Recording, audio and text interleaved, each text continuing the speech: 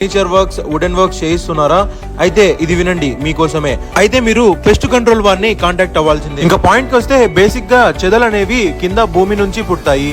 So concrete bed అవ్వక ముందు ఈ పెస్ట్ కంట్రోల్ వారు దాంట్లో రంధ్రాలు వేసి దాంట్లోకి కెమికల్ పంపిస్తారు. అలానే లోపల ఇంటీరియర్ లో బెడ్ అవ్వక ముందే ఇలాంటి పైప్ లైన్స్ పెట్టి మొత్తం కెమికల్ ని ఆ పైప్ లైన్స్ ద్వారా స్ప్రెడ్ చేస్తారు. సో ఆ కెమికల్స్ అనేది ఆ పైప్ లైన్ లోని కనిపించని రంధ్రాల ద్వారా బయటికి వచ్చి అలాగా ఆ బెడ్ కింద అనేవి స్ప్రెడ్ అవుతాయి.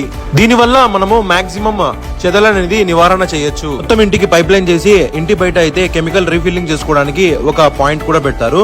సో 3 years కి ఒకసారి ఈ పాయింట్స్ ని రీఫిల్ చేసుకుంటే సరిపోతుంది. చాలా కాస్ట్ పెట్టి మనం కొత్తగా కట్టించుకునే ఇంట్లో ఇలాంటి ప్లైవుడ్ వర్క్స్ కూడా చేయిస్తుంటాము.